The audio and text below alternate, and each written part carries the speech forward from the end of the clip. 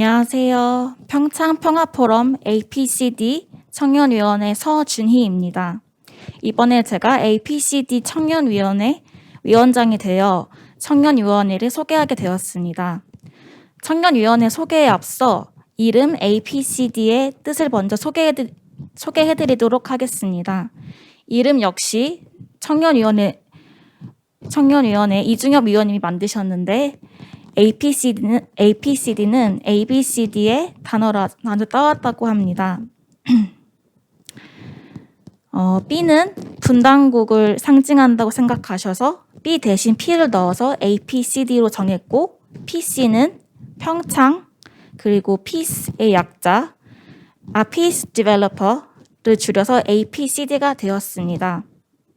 청년위원회는 평창평화포럼이 2022년 4회차를 맞아 미래의 주역인 청년들이 주축이 되는 평창평화포럼 청년위원회를 구성하여 포럼의 현재를 점검하고 앞으로 보다 영향력 있는 국제포럼으로 나아가기 위해 그 방향을 설정하고 논의하는 기회를 마련하고자 올해 처음 만들어진 기구입니다.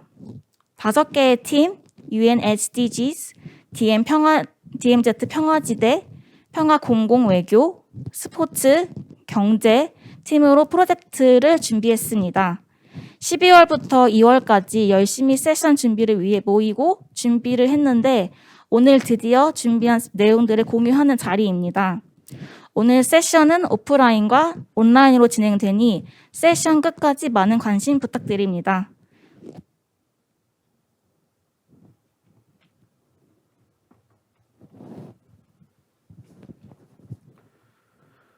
네, 안녕하십니까.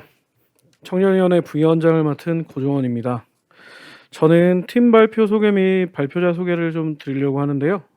저희가 앞서 위원장님께서 말씀하신 대로 5개 팀으로 구분이 돼 있어서 이 순서는 사전에 협의를 통해서 5개 팀 전체 다 발표를 하게 됐고요.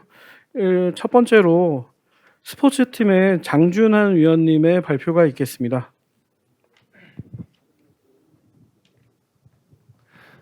네, 안녕하세요. 평창평화포럼 청년위원회 스포츠팀 팀장 장준환이라고 합니다. 발표 시작과 앞서서 이렇게 청년들이 모인 자리에서 스포츠랑 그 평화에 대해서 말씀드리게 될 수 있어서 너무 영광스럽고요.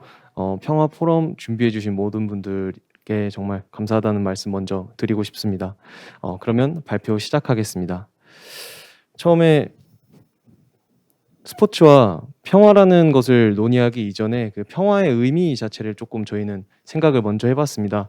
이게 단순히 저희가 생각하는 물리적인 폭력 그리고 전쟁이 없는 그런 상태를 말하는 소극적인 의미의 평화보다는 갈등의 원인을 탐구하고 그 원인을 해결하기 위해서 협력하고 그 다음에 이를 해소하기 위해서 하는 그 상태 자체, 그 적극적인 평화가 더 저희가 생각하는 평화에 가깝다라고 생각을 했습니다. 이렇게 개념 정리를 한 이후에는 그 적극적인 평화를 이루기 위해서는 그리고 그 특성은 무엇이 있을까 생각을 했을 때 결국에는 그 평화라는 것을 달성하기 위해서는 그 적극적인 노력이 필요하다라고 생각을 했고요. 그 다음에는 결국엔 현재의 문제 혹은 미래의 문제를 해결하기 위해서 그 평화의 미래를 달성하기 위한 그 미래지향적 태도, 그 다음에 서로 처해 있는 환경이 다르기 때문에 그 상대적인 의미가 결국에는 적극적인 평화의 주요 특성이라고 생각을 했습니다. 이렇게 평화라는 의미랑 스포츠를 그 두 단어를 같이 생각하다 보니까 스포츠는 결국에 평화와 함께 항상 성장하고 있었다라는 것을 조금은 찾아봤습니다. 스포츠가 가진 사회, 그다음에 정치적 통합 기능을 통해서 갈등을 극복한 역사적인 사건들이 존재하는데요. 도쿄올림픽에서 동서독이 단일팀을 구성한 거, 그다음 핑퐁 외교, 크리켓 외교처럼 계속해서 평화랑 스포츠라는 단어가 함께 가고 있었습니다. 그 다음에는 2018년도에 평화올림픽이라고 불렸던 평창 동계올림픽을 통해서 결국에는 한반도의 평화, 그다음에 화합, 올림픽 정신을 다시 한번 보여준 그런 계기지 않았을까 생각을 했습니다. 그 다음에는 그것이 더 개념적으로 확장이 되고 가치적으로 확장이 돼서 평창 평화포럼까지 이어졌고, 결국에는 이 평창 평화포럼 안에서 스포츠 유산을 활용하고 올림픽 정신을 계승한다라는 그런 가치도 함께 보여주고 있었다라고 생각을 했습니다. 여기서 이제 저희는 첫 번째로 평창 평화포럼의 청년위원회로 활동을 하면서 과연 청년들 MZ 세대에게는 얼마나 이 평화포럼이라는 게 인식이 있을까라고 생각을 해서 저희가 굉장히 간단하게 평화포럼에 대한 인식 조사를 해봤습니다. 근데 그 인식 조사는 결과는 결국에는 아직까진 청년들에게는 그 평화포럼에 대한 인식과 경험이 부족하다라고 생각을 했고요. 그래서 청년들이 그럼 그 평화를 달성하기 위해서 이루기 위해서는 어떤 역할을 해야 될까라고 했을 때 1위부터 3순위는 결국 인식 개선을 위해서 청년들이 노력해야 되고 그 평화를 홍보할 수 있는 홍보대사로서 역할을 해야 하며 그 평화에 관심을 지속적으로 가져야 한다라는 게 청년들이 평화를 위해서 해야 하는 역할이라고 답변했습니다. 그리고 굉장히 찾기는 어려웠지만 기본적인 이 평화라는 개념 자체를 한국 사회 내에서 얼마나 인지하고 얼마나 서로 이해하고 있는지를 찾아보고자 자료를 조사했는데 일단은 인식조사 또는 연구가 굉장히 부족하다라는 것을 알게 되었습니다. 그래서 보시게 되면 이제 국민들의 평화 인식에서 주로 보이는 단어들이 이제 있습니다. 뭐 비둘기, 통일, 편안함, 안정, 자유, 비핵화 이런 것들이 있는데 결국에 어떻게 보면 맨 처음에 말씀드렸던 평화라는 개념 자체가 상대적이기 때문에 사람들이 생각하는 그 평화의 표상도 다르게 나타나는 겁니다. 그리고 저희는 또 한반도 분단이라는 그 특수성이 있기 때문에 통일, 비핵화 뭐 이런 부분들이 당연히 평화에 대해서 인식을 할 때 나올 수 있는 단어이지 않았을까 생각을 했습니다. 그러면 결국 이 평화라는 가치를 공감하고 확산하기 위해서는 평창 평화포럼에서 한 단계 더 어디로 나아가면 좋을까라고 생각을 했을 때 저희는 청년과 평화라고 이 두 가지 키워드를 생각했습니다. 결국에는 적극적인 논의가 있어야 되며 사회적인 공감대가 형성돼야 되는 게 다음 단계에 필요한 부분이지 않을까라고 생각을 했습니다. 그래서 저희는 조금 더 구체적인 방안들을 한번 찾아보자라고 논의를 시작해서 세대 내 그리고 세대 간의 평화를 한번 고민해보자라고 했습니다. 그래서 첫 번째로 세대 내에서는 과연 무엇이 있을까? 결국 우리가 얘기를 많이 안 한 거, 평화라는 게 뭔지에 대해서 개념 정리도 정확하게 하지 않았고 공감대도 형성되지 않은 게 가장 문제다라고 생각을 해서 결국에는 정기적인 평화 청년 토론회와 같은 것들이 필요하고 청년 MZ 세대를 포괄하는 청년과 청소년들이 함께할 수 있는 포럼도 있으면 좋겠다.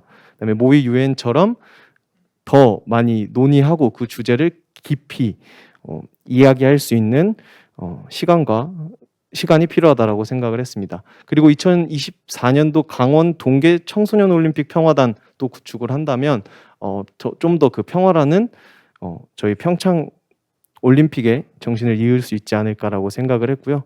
결국 세대 간 저희와 다른 세대 간의 그 간극을 좁힐 수 있는 걸로는 뭐가 있을까라고 했을 때 뭐 공감 콘서트 또는 어떤 스포츠 활동을 통한 교류, 그다음에 세대별 토론회. 결국에는 조금 더 주안점을 둔 거는 누구나 참여할 수 있고 어디서나 논의할 수 있는 그런 장이 많이 마련돼야 되는 게 결국에는 필요하지 않을까라고 생각을 했습니다. 이제 마지막인데요. 결국에는 서로 많이 얘기를 해야 된다라고 저희는 결론을 내렸습니다. 결국에는 평화라는 것 자체가 갈등이 없으면 평화라는 단어도 없을 거고 한 명이었을 때는 평화라는 단어도 없을 수도 있다라고 생각을 했습니다. 결국에는 평화는 단순히 스포츠로 치자면 개인전이 아니라 함께하는 팀전이기 때문에 우리 모두가 하나 팀이 돼서 그 평화라는 것을 논의하고 그다음에 같이 훈련하는 과정을 통해서 아직 끝나지 않은 어떻게 보면 저희만의 평화올림픽에서 팀으로서 저희만의 금메달을 다는 게 가장 중요하지 않을까라고 저희 스포츠팀은 생각을 했습니다. 이것으로 스포츠팀의 발표는 마치겠습니다. 감사합니다.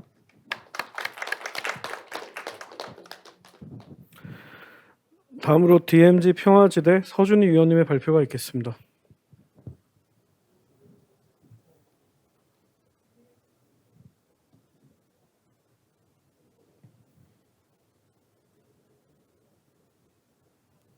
안녕하세요.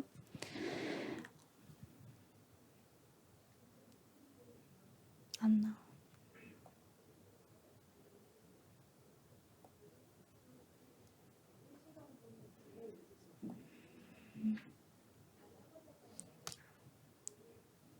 연결이 안 됐어요. 아니요, 안 보여요.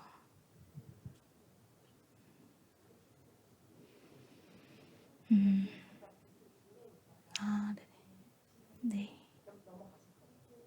네.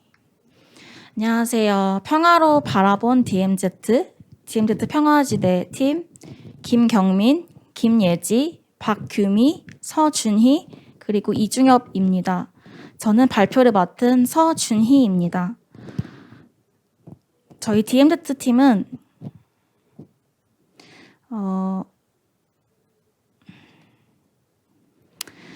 어떻게 하면 시민분들, 특히 청년들이 DMZ 평화지대에 조금 더 친근하고 쉽고 그렇게 조금 어렵지 않게 접할 수 있을까 하는 고민을 많이 했습니다. 기존에 딱딱하고 접하기 어렵고 어렵게만 느껴졌던 DMZ 평화지대를 조금 더 친숙하고 쉽게 접근할 수 있는 방법이 뭐가 있을까 고민을 한 끝에 좀 예술과 관련된 DMZ를 조금 소개해드리고자 이번 발표를 시작하도록 하겠습니다. 우선 처음으로 소개해드리고 싶은 것은 뮤지컬 원더티켓입니다. 원더티켓은 세계에서 유일한 비무장지대가 평화와 화해의 공간으로 자리매김되도록 공연에 첨단 ICT 기술을 도입해서 새로운 DMZ 평화 관광 콘텐츠입니다. 공연을 통해 한반도의 과거를 돌아보고 분단과 긴장의 상징이었던 DMZ를 화해와 평화, 축제의 장소로 변화시키는 새로운 시도를 했다는 긍정적인 평가를 받기도 했습니다. 두 번째로 공유드리고 싶었던 것은 강원도 고성에 있는 강원도 DMZ 박물관입니다. 저도 이번에 프로젝트를 준비하면서 알게 된 박물관인데 나중에 강원도에 여행 오실 기회가 있다면 방문해 보셔도 좋을 것 같습니다. 지금 화면에 보이는 것은 현재 전시 중인 한국 전쟁 관련 전시입니다. 특히 이번 전시는 신재기 선생님이 한국 전쟁 중에 북한 인민군에 의해 희생되었던 고 심경섭의 아들로 이 사건을 계기로 평생을 민간인 희생에 대한 조사와 이를 알리기 위한 활동을 하셨다고 합니다. 전시는 그날의 비극 6.25, 그날의 진실을 규명하다, 민간인 희생자를 기억하다, 심재기, 그의 고뇌와 번민 등 모두 내부로 구성되어 있으며 기증 자료 중 희생자 명단 등 중요 자료 50여 점을 전시한다고 합니다. 다음으로 소개해드릴 것은 2017년에 진행되었던 문화재생 사업 전시회입니다. DMZ 캠프, 그리브스 미군 시설, 문화재생 사업, 기억과 기다림입니다. 캠프 그리브스는 미 육군이 1953년부터 2004년까지 주둔했던 미군 반환 공여지인데 이를 경기도가 활용하여 역사, 문화, 예술, 체험시설로 탈바꿈해 DMZ의 대표 문화관광 명소가 되었습니다. 마지막으로 소개해드릴 것은 탄약고 아트 프로젝트입니다. 첫 번째는 미디어 아트 프로젝트로 이승근 작가의 선은 넘지 마시오입니다. 가상의 영상을 접목하여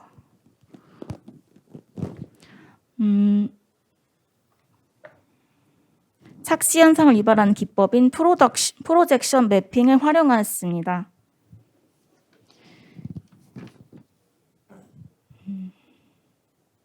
네, 그리고 마지막으로 소개해드릴 것은 탄약고 두 번째 설치 미술 프로젝트인데 2018년 DMZ 평화 정거장 당시 관객들로부터 뜨거운 호응과 공감을 받았던 김명범 작가의 설치 미술 작품원입니다. 이 작품은 박제 사슴의 뿔에 죽은 나무가지들을 탄약고 천장까지 확장, 연결한 작업물로 분단의 상흔을 아는 채 수년간 방치되었던 곳을 평화와 희망을 그리는 창조의 공간으로 재탄생시켰습니다. 저희 DMZ가 준비한 것이 조금이라도 여러분에게 조금이라도 DMZ 평화지대에 친숙하게 다가갔기를 바라면서 이상으로 발표를 마치겠습니다. 감사합니다. 네, 다음으로 UN SDGs 김용대 위원님의 발표가 있겠습니다. 네, 안녕하세요. UN SDGs 팀장을 맡고 있는 김용대라고 합니다. 발표 먼저 시작하도록 하겠습니다. 네, 발표에 앞서서 순서에 대해 간단하게 좀 설명을 드리도록 하겠습니다. 첫 번째는 팀 소개 및 활동 기호에서 저의 전반적인 활동에 대해서 설명을 드리고, 두 번째는 설문조사 분석 결과, 마지막으로 제안과 결론에 대해서 말씀드리도록 하겠습니다. PBO의 뜻은 Peace Building Organization의 약자로 UN SDG 달성을 위해 노력하는 평화 구축 조직의 의미를 담고 있습니다. 현재와 미래 지속 가능한 개발에는 미래 세대의 주역인 청년인 만큼 청년들의 관심과 목소리가 그 어느 때보다 중요합니다. 이런 측면에서 저희는 제주 포럼이나 부산 생애 평화 포럼과 같이 UN SDG에 대해 청년들의 목소리를 낼 수 있었던 포럼을 평창 평화 포럼과 비교 분석해 보았습니다. 이를 통해 저희는 청년층이 관심이 있을 법한 의제나 연사, 포럼, 이벤트가 필요하며 청년층의 관심사를 파악하는 것이 중요하다고 보았습니다. 따라서 UN SDG에서 우리나라 청년층이 관심 있는 분야 및 해결책에 관한 설문조사를 진행하였습니다. 다음으로 설문 결과에 대해 말씀을 드리겠습니다. 저희는 청년들이 UN SDG와 관련된 이슈에 대해 얼마나 관심 있는지를 척도로 측정하였고, 목표 달성을 위한 청년들의 역할이 무엇이라고 생각하는지에 대해 질문하였습니다. 설문조사에 참여한 인원 총 70명이었습니다. 참여 인원 중 92.8%가 20대였으며 10대와 30대 이상은 7.2%를 차지하였습니다. UN SDG에 대한 인지도와 관심도에 대한 질문에 대해서는 다음과 같았습니다. UN SDG를 알고 있는가라는 질문에 대해 63.8%가 알고 있다고 답을 하였고, 나머지는 모른다고 답변을 하였습니다. 또한 관심 여부에 대한 답변으로 관심이 없다가 약 26%를 차지하였고, 74%는 관심이 많거나 대체로 관심이 있다고 답하였습니다.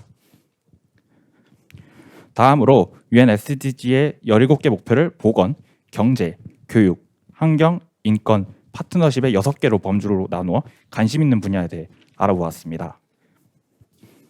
청년층이 가장 관심 있는 분야는 환경으로 나타났고요. 그 다음으로 인권, 교육, 경제, 보건, 파트너십 순으로 관심을 보였습니다. 6개의 범주에 대한 세부적인 이슈들 중 청년들이 관심이 무엇인지를 좀 파악을 해보았는데요. 보건 분야에서는 의료 불균형과 전 세계적 전염병 퇴치 이슈에 대한 가장 많은 관심을 보여주었습니다. 경제 분야에 있어서는 우리나라 청년들이 일자리 문제에 가장 큰 관심을 보였습니다. 교육 분야에 대해서는 교육 양극화 문제에 많은 청년들이 공감을 했는데요. 네 번째 분야는 환경에 대해서는 쓰레기 처리 문제가 가장 큰 비중을 차지하였습니다. 그리고 탄소 중립 및 기후 난민에도 관심이 있다는 것을 저희가 확인할 수 있었습니다. 인권에 있어서는 젠더 갈등과 폭력 및 학대 문제에 가장 큰 관심을 보였는데요. 마지막으로 파트너십에 있어서는 국제해박, 무역과 같은 외교 갈등에도 큰 관심을 보여주셨습니다. 이 외에도 레이버 레이시즘과 지속가능한 개발, 바다 우주 개발 및 문화 보존에도 관심이 있는 청년들을 있음을 저희들이 확인할 수 있었습니다. 마지막 질문으로 목표 달성을 위해 청년들이 수행할 수 있는 역할 혹은 방안이 무엇이라고 생각하는지에 대해 질문을 해보았는데요. 답변으로는 개방적 토론이 가능한 청년 거버넌스 활동, 챌린지 기획 및 참여 확대가 가장 큰 비율을 차지하였습니다. 마지막으로 제안 및 결론입니다. UN SDG 목표의 효율적 달성과 인식 제고를 위해 앞서 소개드린 SDG 주제를 다루는 여러 포럼들을 분석한 결과 자체 실행한 설문조사를 기반으로 몇 가지 제안을 저희가 드리고자 합니다.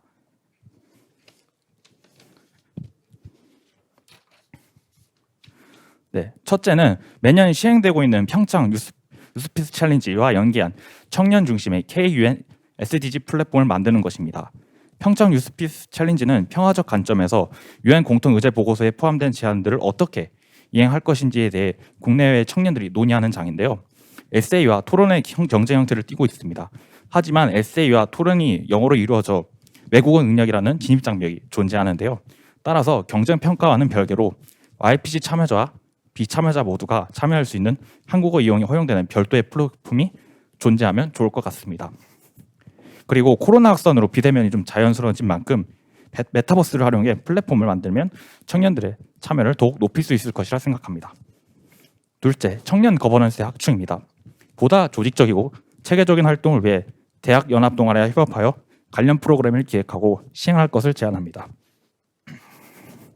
실제 국제대학생 연합 동아리인 아이색에서는 유엔과 각국 정부 등과 협업하여 SDG 관련 활동 및 강연회를 주기적으로 시행하고 있습니다. 목표 달성을 위해 활동하는 동아리들에 대한 지원을 늘리고 우수 활동자에게는 관련 기간 인턴 기회 등을 제공한다면 많은 청년들이 적극적으로 활동할 것이라 생각합니다. 이와 함께 중고등학생들을 위한 청소년 유엔 SDG 인증 프로그램을 만들 것을 제안합니다. 목표 달성을 위한 아이디어를 제시하고 실천 사례 등을 증명할 경우 정부 혹은 관련 기관에서 인증해 주는 것입니다. 인증 프로그램을 만들어 생활기록부, 자기소개서 등에 기술할 수 있게 된다면 많은 청년들이 적극적으로 참여할 것이라 생각합니다. 셋째, 공모전 등 대외활동의 확대입니다. 앞서 말씀드린 청년 거버넌스를 통해 주기적으로 공모전 등을 진행하여 유엔 SDG 목표 달성을 위한 청년들의 아이디어를 취합하는 것입니다. 마지막으로 청년 서포터즈를 구성하여 SNS 홍보를 강화하는 것입니다. 주기적으로 카드뉴스 등을 제작하고 업로드한다면 SNS 홍보를 조금 더 해서 많은 분들의 인식을 개선할 수 있을 것이라 생각합니다. 오늘날 유엔 SDG 목표에 대한 관심도가 높아지고 있는 추세지만 아직 부족한 점이 많은 것도 사실입니다. 제안드린 방안들이 목표 달성에 조금이나마 도움이 되기를 바라며 우리 세상이 지속 가능한 발전과 평화 상태가 되길 기대합니다. 우리 청년들이 피스메이커로서 그 주체가 되도록 하겠습니다. 감사합니다.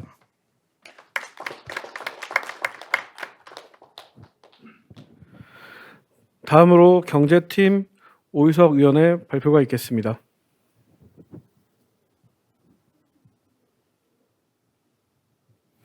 안녕하십니까. 금강산 관광재가 불러올 경제적 가치와 실현 방안을 주제로 발표하게 되었습니다. 팀원으로는 석수민 의원, 최지혜 의원, 박기현 의원, 그리고 저는 경제 분야 발표자 오유석이라고 합니다. 우선 발표 흐름을 소개하겠습니다. 금강산 관광과 관련된 현재 상황을 알아본 다음에 중단된 금강산 관광 사업이 재개된다면 어떤 경제 효과를 불러올 수 있는지 우선 정리했습니다. 이에 금강산 관광 재개를 위한 방안들을 알아본 다음에 추가로 금강산 관광을 함께 상상해보며 미래의 교통망을 제시해 보도록 하겠습니다. 금강산 관광 현황에 대해서 우선 말씀드리겠는데요. 일단 1998년에 이제 해로로 먼저 관광이 시작되었고 2003년경에 인후 관광이 시행되었습니다. 그리고 2008년경에 이제 안타까운 사건으로 금강 사업이 중단이 되었고요. 2018년에 이제 남북 공동선언이 체결된 이후로 남북 관계가 경색 국면을 맞이하게 되면서 최근에 이제 북한 이제 국방위원장이 금강산 현지를 방문하여서 이제 단독으로 개발하겠다고 이제 얘기를 했는데요. 일단 금강산 관광의 효과 같은 경우는 일단은 국가적으로는 이제 남북 협력 사업으로 이제 신뢰를 회복할 수가 있고요. 상호 이제 공동 발전을 이제 도모할 수 있는 계기가 될 수 있고, 그 다음에 이제 강원도 입장에서는 이제 지역 소득이 일단 증대될 거고요. 관광 경기가 활성화될 것으로 예상되고 있습니다. 지역 개발은 물론 이제 향후 이제 관광 산업이 있어서 메리트가 충분히 있다고 지금 예상되고 있습니다. 관광 사업의 중심지로 발돋움할 수 있는 기반이 될 수 있는 점에서 매우 중요한 의미를 가진다고 보고 있습니다. 일단 수치에 대해서는 지금 PPT를 한번 참고해 주시고요. 일단은 생산 유발 효과가 이제 국가 전체적으로나 동해안 지역 경제적으로, 그리고 이제 외국인 관광 유치 시에는 그 파급 효과가 엄청난 배가가 되는 것으로 지금 파악이 되고 있습니다. 그 금강산 관광이 재개되려면 일단은 먼저 해결될 게 대북 제재인데요. 지금 이제 PPT에서 보시면 아시겠지만 이제 연차별로 이제 대북 제재 관련 이제 사항이 나오고 있고요. 이 해결 방안에 있어서 일단은 금강산의 관광시설을 보수하고 그다음에 인프라 건설을 추진을 해야 하는데 그러려면 이제 안보리 결의를 풀어야 되거든요. 그 안보리 결의로 이제 풀면은 북한과 협작 투자가 이제 승인이 되고 그다음에 현금이 이제 들어가면은 이제 핵무기 개발 같은 곳에 이제 전용이 될까봐 그거를 미리 차단을 할 수 있는 제도적 장치를 이제 마련할 수 있는 남북의 합의가 지금 필요할 걸로 보고 있습니다. 그리고 이제 금강산 관광 수입이나 그 이거는 이제 개성공단도 이제 해당되는 얘기인데 그 지급 임금을 현금에서 이제 현물 지원 방식으로 이제 지금 고려하는 방안도 있고요. 그다음에 이제 특히나 이제 안보리 결의 중에 2397호는 이제 개정 또는 폐지를 유도하는 방향으로 지금 진행하고 있는 걸로 알고 있습니다. 그리고 이제 중국이나 러시아, 일본, 미국 등 다국적 기업들이 이제 컨소시엄을 구성해서 지속적으로 이제 사업 이제 자본도 마련하고 사업 인력도 확보하고 그리고 이제 이해 당사국 간의 협력을 좀 증진하는 방안을 강구하려는 방안이 있습니다. 그리고 이제 미국이 주로 제재를 이제 하고 있는데 그런 독자 제재 해결을 위한 노력이 필요하고 또한 이제 주변 이해 당사국과의 또 그 유엔과의 국제사회 협력 유도가 또 관건으로 보고 있습니다. 지금 아까 맨 처음에도 말씀드렸다시피 금강산 관광 현 주소로 일단 2011년에 이제 북한 정부에서 조선 금강산 국제관광 특구를 먼저 설립을 했고요. 그 다음에 이제 문재인 정부 들어서 이제 제시한 이제 연계 관광 프로젝트가 있는데 일단은 환동의 경제벨트 및 그리고 동해 관광 특구 중심으로 운영하는 방안이 있고요. 그리고 이제 북한의 원산, 나진, 선봉, 백두산 평화 관광 루트를 개척하여 이제 금강산 관광을 확대시키는 방향으로 나아가고 있습니다. 그 이제 통천지구에는 이제 온천을 활용한 마이스 관광 및 웰리스 관광 중심으로 육성할 계획도 세우고 있습니다. 그리고 아시다시피 북한에는 이제 천연 자원이 많은데요. 특히나 이제 그 금강산 근처에 이제 단천 지역에는 그 어마어마한 자원이 묻혀 있다고 합니다. 그 자원을 개발하고 또 이제 그 가까운 거리에 그 북한의 항구가 있으니까 무역 항으로서의 가치도 높다고 볼 수 있습니다. 그리고 이제 북한에는 금강산이 있고 남한에는 설악산이 있습니다. 그 둘의 거리가 1시간 내 거리고 그다음에 금강산 관계 확대를 함으로써 공동 발전을 도모할 수 있고 그다음에 이제 평화 통일의 기반을 이제 구축할 수 있으며 그다음에 이제 서로 경쟁하는 것이 아니라 이제 효율적으로 서로 협력하면서 관광 자원을 운영 관리할 수 있는 방안이 있습니다. 그리고 이제 강원도 측면에서 보면은 관광지 홍보로서 이제 국내 관광지를 유치하면서 경쟁력도 강화하고 그다음에 이제 국제적으로도 대한민국의 브랜드 가치가 높아지는 것을 볼 수 있습니다. 이것도 북한의 입장에서는 외화 수입이 증대됨으로써 재정적으로 좀 늘어나는 효과를 볼 수 있습니다. 그리고 이제 금강산 관광과 함께하는 미래 교통망인데요. 일단은 먼저 남북 철도 경제 효과에 대해서 말씀을 드리겠습니다. 운송비 기준 이제 3분의 1로 절약이 가능하고요. 교통망 구축으로 이제 기업들의 진출이 용이해집니다. 그리고 남한 기업 이제 건설 기업이 들어감으로써 이제 건설 경기가 살아나고 그다음에 남한의 인적 자원과 북한의 자원이 결합돼서 산업의 국제 경쟁력이 강화되고 있습니다. 그리고 이제 한반도 내 관광 자원이 접근성이 강화가 되고요. 한반도 평화에 대한 상징적 이미지, 국가 브랜드 인지도 및 이미지 제고도 함께할 수가 있습니다. 이거는 이제 남북 철도 경제 효과에 관한 건데요. 이게 표를 한번 참고해 보시고 이제 2031년부터 2040년까지 보시면은 해마다 이게 인원수 그 물자 인원수와 그 금액이 늘어나는 것을 보실 수 있습니다. 그리고 이제 그 미래 교통망 제시에서 이제 진짜 이제 미래 지향적인 방향으로 이제 바라본 건데 하이퍼루프라고 이제 영화 아이언맨의 이제 모델이 된 일론 머스크가 이제 그 만든 건데 이 하이퍼루프가 이제 상용화 될 경우에는 만약 대한민국에 적용된다면은 서울에서 부산이 1시간 거리 내로 좁혀질 것으로 예상이 되고 있습니다. 그 아시아나에는 이제 아시아 각국에 이제 협약을 맺어서 도로를 연결시킨 건데 지금 남북 간의 도로가 연결이 된다면은 이 아시아의 도로가 하나가 됨으로써 물자 유통에도 도움이 되고 여러 가지 인적 물적 교류에 아주 활성화가 될 것으로 기대하고 있습니다. 이거 이제 아시아 레일 패스는 가제인데요. 이거는 이제 유럽의 그 유레일 패스를 이제 모방해서 지금 이제 제목을 정했습니다.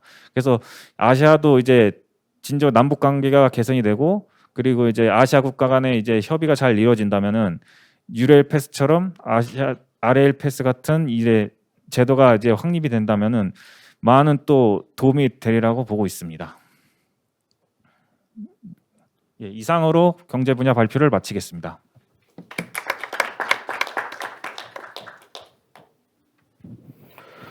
네, 마지막으로 평화공공외교팀 김수민 위원님의 발표가 있겠습니다. 네, 안녕하세요. 전 평화공공외교 2팀 발표를 맡은 김수민입니다.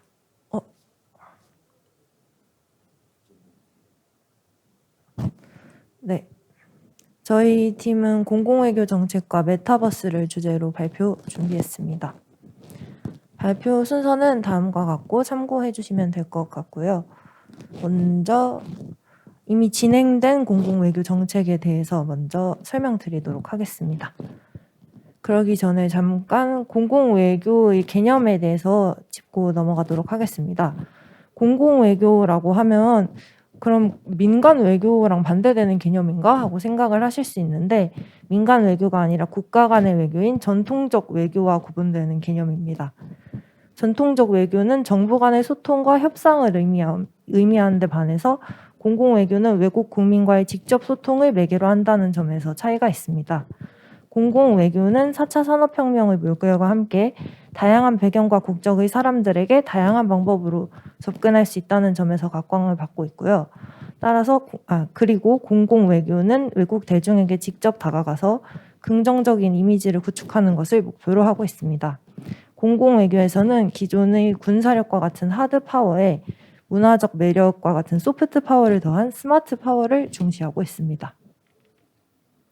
공공외교의 개념에 대해서 설명을 드렸으니까 이해를 하셨다면 앞으로 공공외교의 중요성이 증대될 것이라는 점을 예상하실 수 있을 텐데요. 또한 코로나의 장기화로 인해 각종 행사와 만남 등이 비대면으로 전환됨에 따라 우리는 비대면 상황에 맞는 새로운 공공외교를 준비할 필요가 있습니다. 그렇다면 현재까지 진행된 각종 부처와 지자체의 비대면 공공외교 정책을 살펴보도록 하겠습니다. 외교부는 모파 스튜디오를 개소해 디지털 공공외교 컨텐츠를 제작하고 있는데요.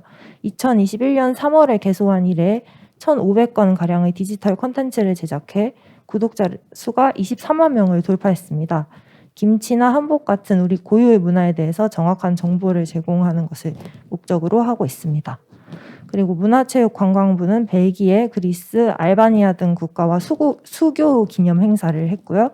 러시아, 중국, 아랍에미리트 등 국가와는 상호 교류회 행사를 개최해서 상호 문화에 대한 이해를 증진하고 문화 다양성에 대한 포용력을 확대하려는 노력을 이어가고 있습니다. 그 외에 아래와 같은 서비스, 월간 코리아 등 아래와 같은 서비스를 통해서 우리 문화를 해외에 홍보하고 있습니다. 강원도는 다양한 비대면 온라인 행사가 가능한 첨단 스튜디오인 강원 라이브를 조성한 바 있는데요. 이를 통해 디지털 공공외교 활동 기반을 구축했다고 볼 수 있겠습니다. 그리고 축구장 220개 넓이에 달하는 공원 컨셉의 3D 가상 전시관의 메타버스 내에 조성해서 제9회 온라인 GTI 국제무역투자박람회를 성공적으로 개최한 바 있습니다. 그렇다면 이러한 정책들을 어떻게 평가할 수 있을까요? 우리는 공공외교 역량을 강화하기 위해 목표를 설정하고 외교 환경 변화에 발빠르게 대응하기 위한 노력을 해왔습니다. 하지만 각 기관의 연계가 부족했다는 점은 보완점으로 꼽을 수 있겠습니다. 각 관계부처와 지자체가 앞으로 어떤 공공외교 정책을 예정하고 있는지도 함께 살펴보시겠습니다. 외교부는 위드 코로나 시대에 발맞춰 디지털 공공외교를 더욱 강화할 것을 선포했고요. K문화 등 소프트 자산을 활용한 융복합 공공외교, 지역과 국가별 특성에 맞춘 맞춤형 공공외교, 국민과 함께하는 참여형 공공외교를 전개해 나갈 것을 예고했습니다. 한편 문체부는 한국 전통 문화를 해외에 알리기 위해 제외한국문화원에서 다양한 행사를 통해 한국 문화의 우수성을 해외에 홍보하는 사업을 이어나갈 예정입니다. 또한 강원도는 해외 교류 지역과 우호 협력 사업을 계속해 나가며 신뢰관계를 강화하고 실리 외교를 위한 외교적 기반을 다질 것이라고 밝혔습니다. 또한 강원도가 가진 풍부한 문화와 관광 자원을 활용하여 국제 행사를 개최해 강원도의 브랜드 가치 및 글로벌 이미지를 제고하겠다고 밝혔습니다. 이와 같은 흐름은 계속될 것으로 보이는데요. 하지만 여기에서 주목해야 할 점이 있습니다. 바로 디지털이나 비대면 공공외교를 위해서 널리 쓰이고 있는 메타버스가 사실상 일회용으로 쓰이고 방치되는 경우가 종종 있었다는 것입니다. 그렇다면 우리는 어떻게 해야 할까요? 메타버스를 제대로 활용하려면 먼저 세대별 디지털 플랫폼 이용 현황을 파악하는 등의 노력을 통해 메타버스를 조성하기에 앞서 메타버스가 진행하려는 사업에 맞는 플랫폼인지 먼저 확인해야 할 필요가 있습니다.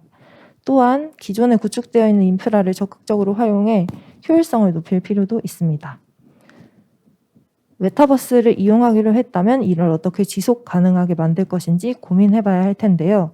우선 메타버스를 조성한다는 가정하에 메타버스의 구현을 할 장소로는 강원도 평창을 선택했습니다.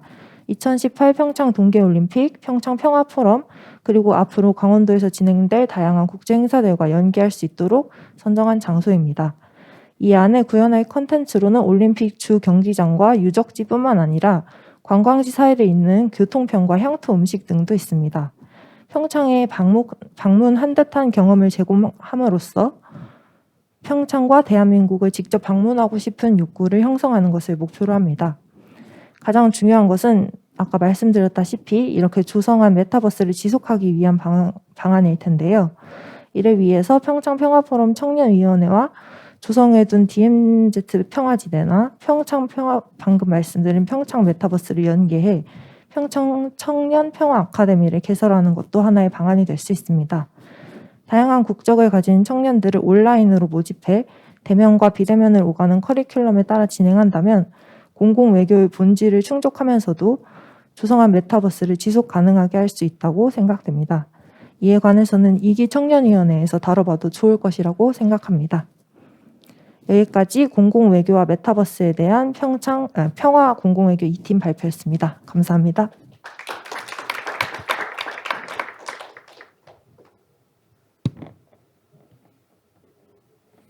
안녕하십니까. 토크 콘서트 진행을 맡은 평창 포럼 청년위원회 오유석 부위원장입니다. 자, 이번에 그 청년위원회 사전 질문을 이제 인스타나 SNS에 올렸는데요. 꽤 많은 분들이 질문을 올려주셨습니다. 그래서 이제 그 질문을 선정해서 지금 답변을 드리려고 하는데요. 일단은 그 공통적인 질문을 먼저 답변을 해드리겠습니다. 일단 청년위원회 임기에 대해서 질문을 하셨는데요. 이번 청년위원회 임기는 이제 1기로서 12월부터 이제 시작해서 3월 말에 끝납니다. 이제 4개월간 활동을 진행하게 되고 그 다음에 이제 다음 기수의 청년위원회 활동은 이제 또 그때 가서 결정이 될 것으로 보입니다. 그리고 이제 청년위원회가 추천할 만한 프로젝트 및 장단점이라고 이제 질문 올리셨는데 일단 SNS 홍보 및 이제 그 거리 캠페인 같은 것이 있고 그 다음에 이제 아까 이제 나온 것도 있지만 토론회나 또 단체를 결성해서 활동하는 방법도 있을 것 같습니다. 그리고 이제 좋은 의견이 있다면 일반인 참가자분들도 한번 의견을 내주시면 참 좋을 것 같습니다. 평창 포럼에서 이제 청년위원회의 역할을 이제 말씀을 드릴 텐데요. 일단은 청년위원회는 이제 평창 포럼 이제 핵심 의제 5개가 있잖아요. 경제, 스포츠, DMZ 평화지대, UNSDGs 그리고 평화 공공외교로 이제 나누어 가지고 팀 활동을 먼저 하여 이제 팀 발표를 하고 그 다음에 이제 다양한 아이디어와 이제 제안 사항을 공유하면서 이제 위원들의 토론을 통해 향후에 이제 평창 포럼 발전에 어떻게 기여할 수 있는지 이제 그런 역할을 하고 있습니다. 이제 평창 포럼의 장점이라면 이제 현장 참석을 통해서 실시간에 참석하고 그다음에 이제 연사들과 직접 만남을 통해서 또 많은 또 영감을 얻고 그다음에 이제 향후 이제 평창 포럼의 발전 방향을 도출하면서 MZ 세대의 이제 의견을 이제 모을 수 있는 중요한 기회장이 될 것으로 보고 있습니다. 청년위원회 이제 자격과 조건에 질문하신 분도 계시는데요. 평창에 관심 있는 죄송합니다. 평화에 관심 있는 만 19세에서 39세 청년 누구나 지원이 가능하십니다. 그리고 이제 한국인뿐이 아니라 지금 이제 저희도 이제 한 분의 이제 파키스탄에서 오신 분이 계시는데 외국인도 이제 지원이 가능하고요. 그다음에 이제 소속은 청년위원회 소속은 이제 평창 포럼의 주관 기관인 2018 평창 기념재단에서 선발하고 관리하고 있습니다. 일단은 공통 질문 여기서 제가 마무리 짓겠고요. 이제 메인 질문 5개에 대해서 이제 제가 답변자를 지명해서 답변을 해드릴 예정입니다. 이제 질문 좀 성향이 보통 이제 세대 간의 질문이 많은데요. 이제 답변해 줄 때 많은 박수와 환영 부탁드리겠습니다. 일단은 먼저 1질문을 답변해 주실 분은 이제 최지혜 의원이시고요. 질문은 현재와 미래 청년들이 생각하는 평화는 무엇이며 평화를 위해 청년들이 당장 할 수 있는 무엇이 있을까요? 라는 질문인데 줌으로 해주시기로 했는데 연결이 되나요? 예, 들리세요? 네, 들립니다. 예, 답변 부탁드릴게요. 네, 안녕하세요. 저는 경제팀 최지혜입니다. 답변 드리도록 하겠습니다. 저는 청년들이 평화라는 안건에 지속적인 관심을 가져야 한다고 생각을 했는데요. 어느 특정 세대만이 노력한다고 해서 이루어지는 것이 아니기 때문입니다. 따라서 청년들이 평화를 위해 지금 당장 할 수 있는 일을 지금 이 자리에서 간단하게 생각해 보자면 여러 매체를 통해 다양한 국제 정세를 파악할 수 있는 정보들을 다양하게 접해보는 것이라고 저는 생각을 했습니다. 감사합니다. 예, 좋은 답변 감사드리고요. 그리고 다음 질문은 이제 김수민 의원께서 이제 질문은 요즘 청년 세대들은 남북 분단이나 통일에 대한 관심이 어느 정도 있을까요? 혹시 무관심 세대가 있다면 어떻게 설득하면 좋을까요? 라는 질문에 답변을 해주시겠습니다. 네, 답변 드리도록 하겠습니다. 따로 설문조사를 해보지는 않았는데 제 주위에 10대나 20대 친구들에게 물어보면 남북분단이나 통일에 대해서 흔하게 나랑은 별로 상관이 없다라고 생각을 하는 것 같아요. 물론 여기 참석하신 분들이나 온라인으로 참석하실 분들께서는 이런 주제에 관심이 많아서 참석을 하셨겠지만 아무래도 다들 진학이나 취업같이 진로 때문에 많이들 바쁘다 보니까 평상시에는 통일이나 남북분단이 와닿지가 않는 것도 사실이고요. 그래서 기존에 우리의 소원은 통일이라던가 한민족이라는 감정적 접근으로는 청년 세대를 설득하는 것이 어렵지 않을까 생각합니다. 그래서 청년 세대에게 평화나 통일이라는 주제로 다가가려면 평화와 통일이 그들에게 어떤 이익을 가져다 줄 수 있는지를 설명하는 게 더 효과적일 것 같고요. 예를 들자면 저희 개회식에서 기조연설 해주신 짐 로저스 의장이신가요? 공동의장님께서 말씀하신 것처럼 통일 한국의 투자 매력에 대해서 홍보를 한다거나 아니면 방금 오유석 부위원장님 발표해 주신 것처럼 금강산 관광을 통해서 어떤 수익을 창출할 수 있는지 이런 것들을 홍보하는 것이 첫걸음이 아까 질문에서 말씀을 해주셨듯이 청년 세대가 통일과 남북 통일과 평화에 대해서 관심을 가질 수 있게 하는 첫걸음이 될 수 있다고 생각합니다. 이상입니다. 예, 좋은 답변 감사하고요. 이 두 질문을 봤을 때 좀 시대적인 분위기를 많이 반영한 질문으로 보이고요. 예, 또 이게 어려운 시기지만 또 청년들에게 또 희망이 또 도래하길 바라는 마음이고요. 그 다음 질문은 이제 장준환 의원님이 이제 답변해 주실 텐데 중장년 세대에서 청년위원회가 바라는 평화를 위해 해주었으면 하는 일이 있을까요? 라는 질문으로 답변을 해주시겠습니다. 네. 질문 주셨을 때 일단은 조금 더 구체적이었으면 좋지 않을까라는 생각을 했습니다. 앞서 발표한 바와 같이 평화라는 정의 자체를 내리는 게 학자마다 모두 다 다르더라고요. 그래서 이거를 명확하게 개념 정리하는 것이 어렵기 때문에 결국에는 저희가 발표한 내용들만 봐도 5가지 분야에서 원하는 부분들이 다 다양하고 다르잖아요. 그러니까 결국에는 그 원하는 게 평화를 어떤 평화를 원하는지도 알아야 될 것 같고, 그러면 우리가 정확하게 청년들이 공감하는 그 평화라는 거에 뭔지도 알아야 될 것 같고, 그리고 나서 중장년층이 생각하는 평화도 무엇인지 알아야지 그걸로 저희가 어떤 그 평화를 위해서 중장년층에게 다른 세대들에게 요구할 때 맞지 않을까라고 생각을 했습니다. 그래서 저는 조금 더 그냥 포괄적으로 그냥 저희가 정말 생각하면 그 평화라는 거를 달성하기 위해서 저희 세대들이 조금 더 요청할 수 있는 바는 무엇일까라고 제 나름대로 답변을 생각해 봤는데요. 결국에는 어떻게 보면은 저희는 아직까지 청년 세대는 배우거나 일을 시작하는 단계인 사람들이 많다고 생각을 합니다. 그에 반해서 이제 중장년층에 계신 분들께서는 대부분 의사결정권자 분들이다 보니까 어떻게 보면 저희보다 더 경험도 많고 지식도 많으시다 보니까 잘 이끌어 주시는 것도 분명히 필요하고요. 결국에는 평화라는 거에 대해서 얘기할 수 있는 기회를 주는 게 가장 많이 필요하다라고 생각을 했습니다.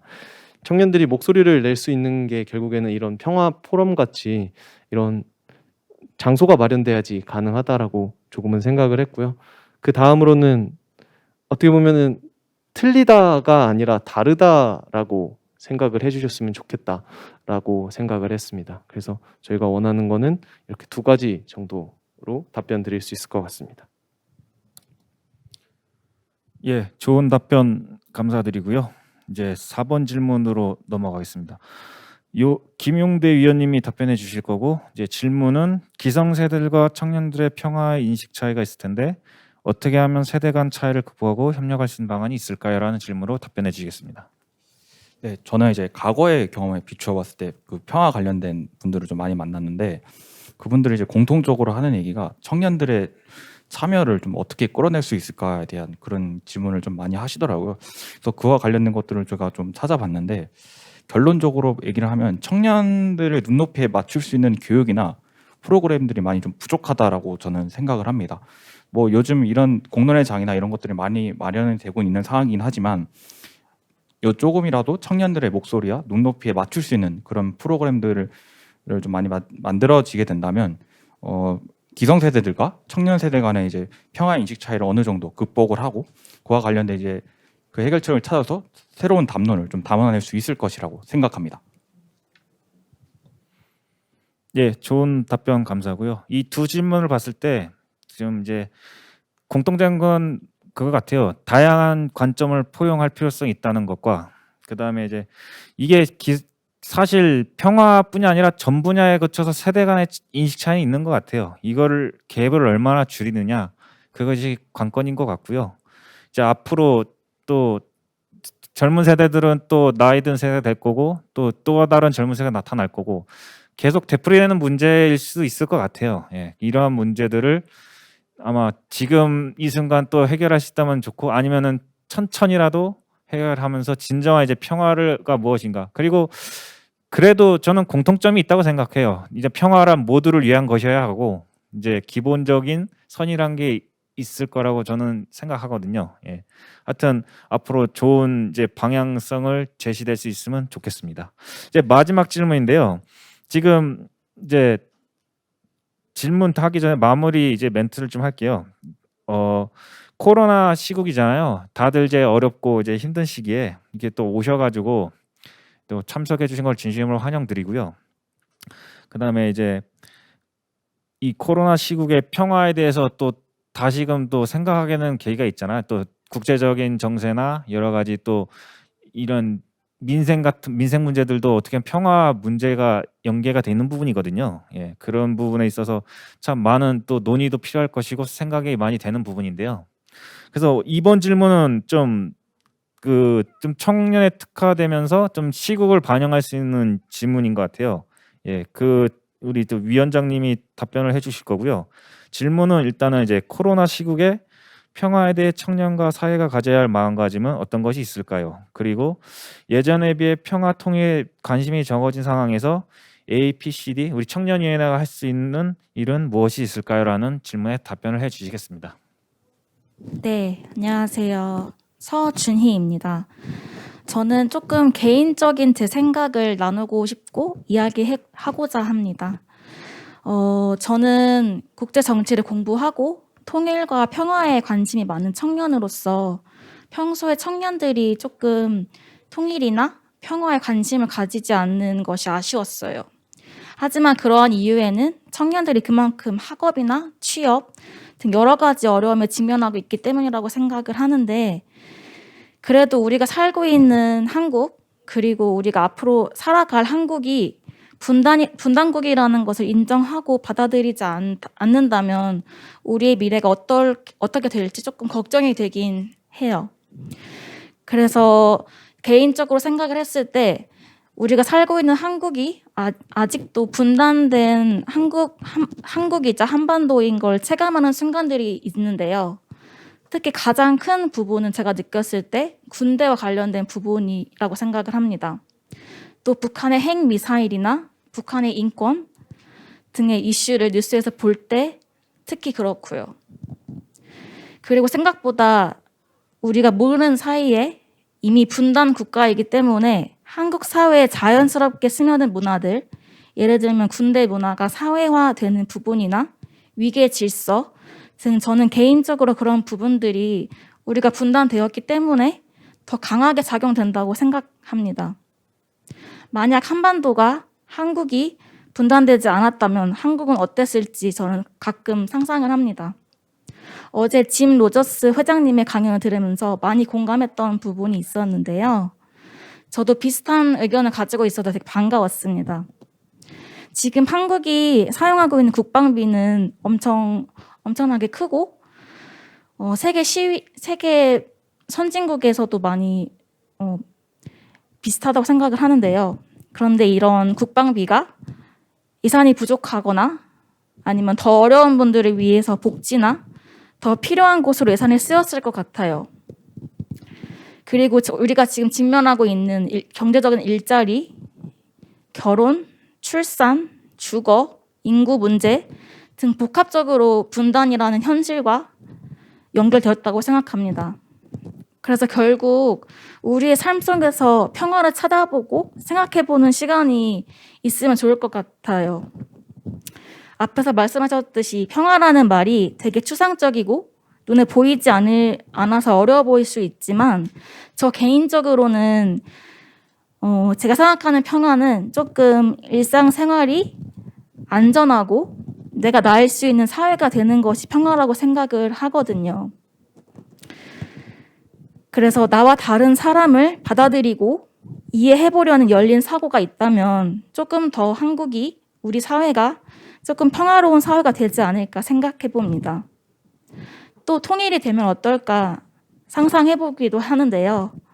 우리가 통일이 된다면 한국이 섬이 아니라 육지로든 어디든 갈 수 있고, 그로 인한 오늘 발표한 것처럼 금강산과 더불어 경제적인 측면과 문화 관광적인 측면에서 얼마나 지금과 다를지 조금 이상적일 수 있지만 많은 전문가들도 그러한 의견을 제시하고 연구하고 사업을 진행하는 것으로 알고 있습니다.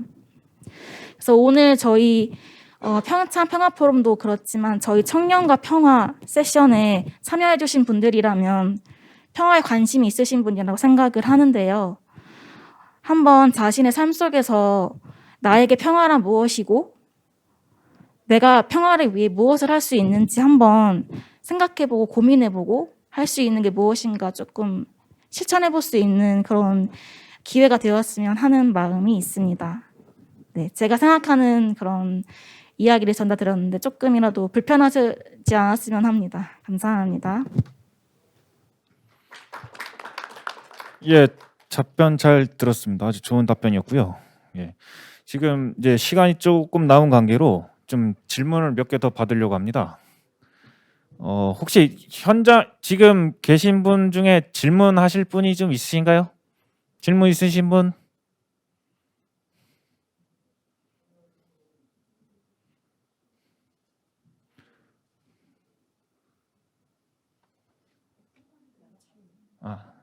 그러면은 질의응답하고 이제 토크 콘서트는 이번 순서로 맡기고요. 이제 다음은 이제 소감으로 가겠습니다. 소감은 이제 고종원 부위원장님이 진행을 해주시겠습니다.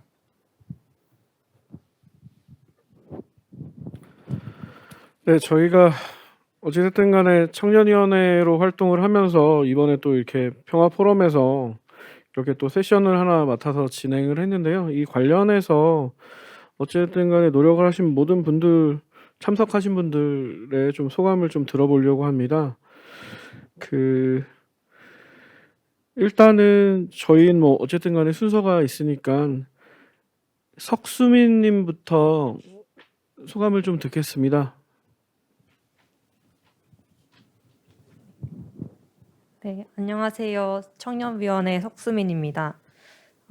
이번 세션은 저희 APCD 활동의 하이라이트와 같은 부분이었는데요. 3개월에 달하는 동안 다 같이 노력한 결과가 그 결실을 맺은 것 같아서 정말 벅차고 기쁩니다. 특히 저는 이 자리에서 제가 속한 경제분과가 아닌 다른 분과위원들의 결과물을 처음 확인하였는데요. 사전 질문 토크 콘서트를 비롯해서 이번 활동을 향한 모든 위원님들의 진심과 노고를 깊이 확인할 수 있었던 시간이었습니다. 이번 세션이 성공적으로 마무리된 만큼 다른 청년 MG 세션과 함께 청년위원회가 2기, 3기 해서 계속 활발히 활동이 이루어졌으면 좋겠습니다. 마지막으로 청년위원회 일원으로 평창 평화 포럼에 참여할 수 있게 되어서 무척 영광이었습니다. 감사합니다.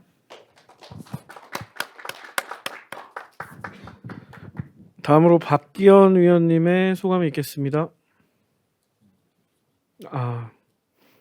죄송합니다. 줌으로. 네네. 네네. 말씀드려도 되겠습니까? 네, 말씀 주십시오. 안녕하십니까. 경제분과 청년위원 박기현입니다. 현재 화면을 켜지 못해서 음성으로나마 소감을 전하고자 합니다. 우리 평창 평화포럼 청년위원회 활동을 하면서 평창 올림픽이 전 세계에 보냈던 평화의 메시지를 이번 기회를 통해 더욱 확장할 수 있었던 계기가 되었던 것 같습니다. 앞으로도 우리 평창 평화포럼 청년위원회가 전 세계의 평화를 위해 청년의 목소리를 꾸준히 낼 수 있으면 좋겠습니다. 감사합니다.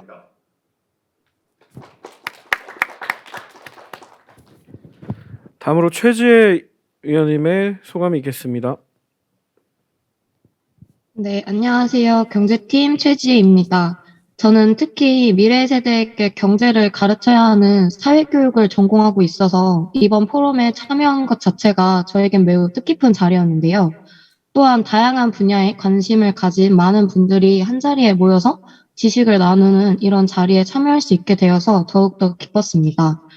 그래서 저는 이런 평화 포럼들이 더욱 다양해짐으로써 보다 다양한 세대에게 이런 좋은 기회가 돌아갈 수 있기를 꼭 바라는 마음을 가지게 되었습니다. 감사합니다. 다음으로 오유석 위원님의 소감이 있겠습니다. 예, 경제팀의 오유석입니다. 예, 저는 일단은 먼저 4년 전 일을 먼저 말씀드리고 싶은데요. 이제 4년 전에 평창 올림픽이 열렸잖아요. 윤성빈 선수가 금메달 딴 것도 봤고, 그리고 이제 개회식에서 성화가 꺼지는 것도 봤습니다. 자, 이제는 다 끝났구나 하고 많이 서운하던 차에 그 다음 연도에는 올림픽 생각이 막 나는데 이제 평창 포럼을 그때 알게 됐어요. 이제 그때 이후로 매년 일반인 참가자로 참가를 하다가 이제 올해 이제 청년위원회 1기를 이제 모집한다는 그걸 우연히 보게 됐어요. 그래서 옳다구나 하고 이제 바로 지원을 하게 됐고, 그다음에 이제 지원을 하면서 이제 이게 활동을 하면서 좀 많이 부족하기도 하고, 또 그런데 또 팀원분들과 또 다른 분들이 잘 이제 또 협력해 주셔서 또 잘 이렇게 할 수 있었던 것 같고, 이제 앞으로도 이제 2기, 3기가 어떻게 진행될지 모르겠습니다. 근데 계속 이러한 분위기가 이어지고 발전돼서 이제 미래 세대인 청년들이 좀 평화의 좀 활동에 주도적인 역할을 할 수 있으면 하는 개인적인 바람이 있습니다. 예, 감사합니다. 다음으로 장희주 위원님의 소감이 있겠습니다. 네, 안녕하세요. 저는 장희주입니다. 청년위원회 1기 스포츠팀 위원으로 수개월 활동을 했는데요.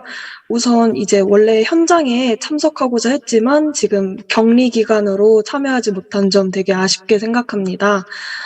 그리고 이 평창 평화 포럼을 통해서 이제 청년으로서 평화에 대해 앞으로 어떤 목표 의식을 가지고 더 나은 세상을 만들어 갈지 탐구하는 계기가 되었고요. 그리고 이제 위원회 활동이 끝난 후에도 지금 청년의 입장에서 실천할 수 있는 평화에 관련한 인식 제고 활동에 어떤 일들이 있을지 관심을 갖게 되는 굉장히 좋은 경험이었다고 생각합니다. 감사합니다. 다음으로 장준환 위원님의 소감이 있겠습니다. 네. 코로나 상황이 조금 악화되면서 5가지 분야의 팀들이 교류도 많았으면 좋았을 것 같고, 그다음에 직접 현장에서 많은 청년분들이 모여서 좀 뜨겁게 토론을 했었으면 어땠을까라는 생각도, 좀 그런 아쉬움들도 들고 있습니다. 그래도 이번 기회를 통해서 평화랑 스포츠에 대해서 좀 고민해보고 논의해볼 수 있는 자리여서 정말 뜻깊었고요. 이번 청년위원회가 시작이자 끝이 아니라 그냥 계속해서 청년 활동 그리고 청년 참여에 기폭제가 되었으면 좋겠다라고 생각을 했습니다. 근데 사실 현실적으로 굉장히 쉽진 않더라고요. 회사를 다니면서 동시에 이제 이런 포럼을 준비한다는 것 자체가 이번 연도 올해는 저한테 꽤 큰 과제였던 것 같습니다. 그럼에도 불구하고 평화에 대해서 조금 더 주의 깊게 주변에서 찾고, 제가 가진 역량을 통해서 그 평화를 어떻게 풀어나갈 수 있을지에 대해서 고민해 볼 수 있었어서 정말 좋았습니다. 그래도 많은 것들을 조금 준비해 주신 사무국이랑 위원단 분들한테 다시 한번 감사드린다고 전해드리고 싶습니다. 감사합니다.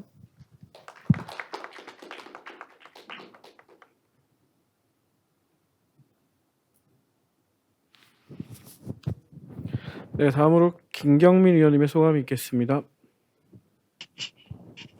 네, 안녕하세요. 저는 청년위원회 김경민이라고 합니다. 지금 개인 사정상 현장에 있지 못하고 비대면으로 접속하게 되었는데, 실제로 현장에 가 있었다면 더 많은 것을 배울 수 있었을 기회가 되었을 텐데 조금 아쉬운 마음이 있습니다. 우선 저는 평소에 저를 포함한 다른 청년분들과 평화에 대해서 이야기해볼 기회가 별로 없었습니다. 그런데 이번 평창 평화 포럼을 통해서 제 스스로는 평화를 어떻게 생각하고, 그리고 또 다른 사람들은 어떻게 생각하는지 알 수 있었던 기회가 되었습니다. 많은 분들과 평화를 비롯한 다양한 주제로 이야기할 수 있어서 많은 것들을 배워갔던 시간이 되었습니다. 감사합니다.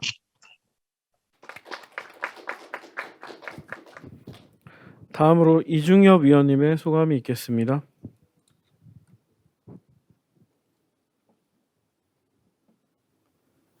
안녕하세요. 청년위원회 이중엽 위원입니다. 저는 사실 평화라는 거에 대해서, 통일에 대해서 잘 몰랐었는데 그 작년에 대외 활동을 통해서 YPC라는 평창 평화 유스 캠프를 통해서 통일에 대해서 외국 학생들과 많이 이야기를 해서 그런 통일에 대해서 좀 알게 되었고, 하지만 사실 우리 한국의 현실에 있어서 통일에 대한 교육은 아직까지 좀 너무 미흡한 수준입니다. 왜냐하면은 제가 얼마 전에 참여하게 된 경기도 평화학교 같은 경우에도 사실 제가 처음 기수이거든요. 1기 기수이기 때문에. 근데 이런 그런 제도가 사실 경기도뿐만이 아니라 강원도, 뭐 우리나라 전국 8도에 다 이런 평화학교의 그 시스템이나 그런 게 좀 잘 있어야 된다고 생각을 하기 때문에 앞으로 이런 제도적 차원에서 국가가, 정부와 산학연이 그 합쳐가지고 그런 교육적인 방안이 마련되었으면 합니다. 그리고 이런 청년위원회를 통해서 통일에 대해서 잘 알 수 있는 기회를 가지게 되어서 정말 모든 분들께 감사드리는 마음입니다. 감사합니다. 다음으로 박규미 위원님의 소감이 있겠습니다. 안녕하세요. 저는 박규미입니다. 저는 평소에 평화에 대해 관심이 많아서 이번 활동을 참여할 수 있어서 너무 기뻤습니다. 개인 사정상 실제로 포럼을 참여하지 못해서 너무 아쉽지만 대신 줌으로나마 즐겁게 참여할 수 있었습니다. 평창평화포럼 청년위원회 활동을 하면서 청년위원회 분들과 평화에 대해 논의하고 토론하는 시간들이 가장 기억에 남고 DMZ 부서에서 직접 평화통일열차 카드뉴스도 제작하고 평화통일에 대해 알아가면서 활동에 더욱 애정을 쏟을 수 있었습니다. 평창평화포럼 청년위원회 활동은 청년층이 관심 있는 것들의 의제에 대해 고민하고 청년들의 관심과 목소리를 높일 수 있는 그런 방안들을 찾아가는 과정이었습니다. 미래를 열어갈 평창평화포럼 청년위원회가 올해에 그치는 것이 아니라 하나의 시작으로 2기, 3기 쭉 이어져 갔으면 좋겠고 이뿐만 아니라 청년위원회 분들이 더 활동을 하여서 전 세계 많은 사람들에게 평화를 알릴 수 있는 계기가 되었으면 좋겠습니다. 현재 위드 코로나에 발맞춰서 맞춤형 평창평화포럼으로 포럼 활성화, 2024년 강원 동계 청소년 올림픽 대회 등 강원 지역 중심의 포럼을 만들어가고 있습니다. 이번 포럼이 평창 포럼만의 글로벌 이미지 제고, 청년들에게 평화를 진정으로 알릴 수 있는 그런 기회가 되었으면 좋겠습니다. 감사합니다.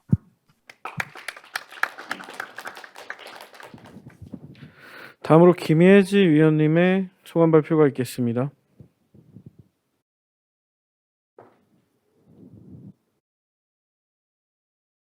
되어 있는 김예지입니다. 저는 우선 청년위원회로서 현장에 참여하지 못한 점 굉장히 아쉽다고 말씀드리고 싶습니다.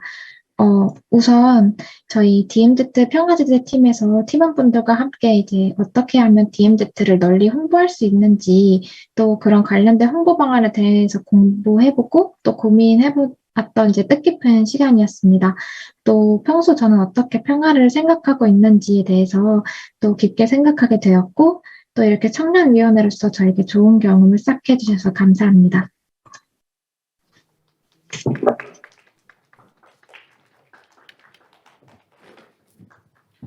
다음으로 서준희 위원님의 소감 발표가 있겠습니다.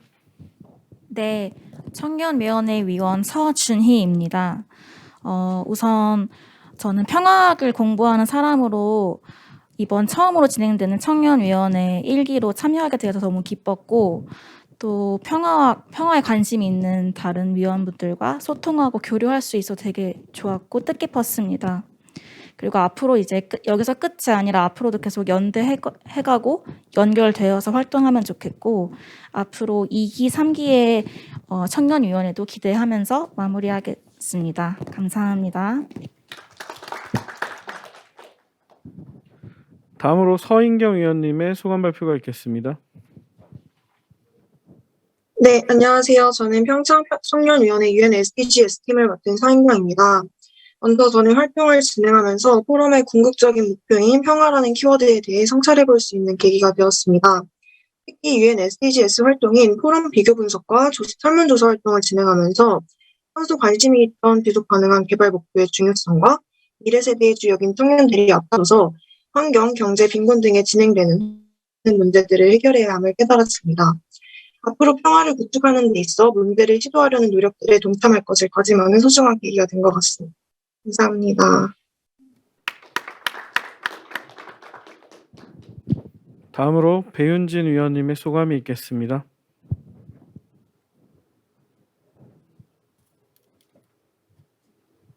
네, 안녕하세요. 저는 청년위원회 배윤진입니다. 저는 정치외교학과 국제사무학을 전공하고 있는데요. 국제적인 행사를 직접 기획하고 제작하는 일을 꿈꾸고 있는 저에게 좋은 경험이 될 것 같아서 이번 평창 평화포럼의 청년위원회 활동을 지원하게 되었습니다. 짧은 준비 기간이었지만 모두가 열정을 갖고 참여했기에 좋은 결과들이 나온 것 같아 기쁩니다. 저희의 노력이 다음 포럼에서 더 반영되어서 더 많은 MZ세대가 평창 평화포럼에 관심을 갖고 참여할 수 있다면 좋겠습니다.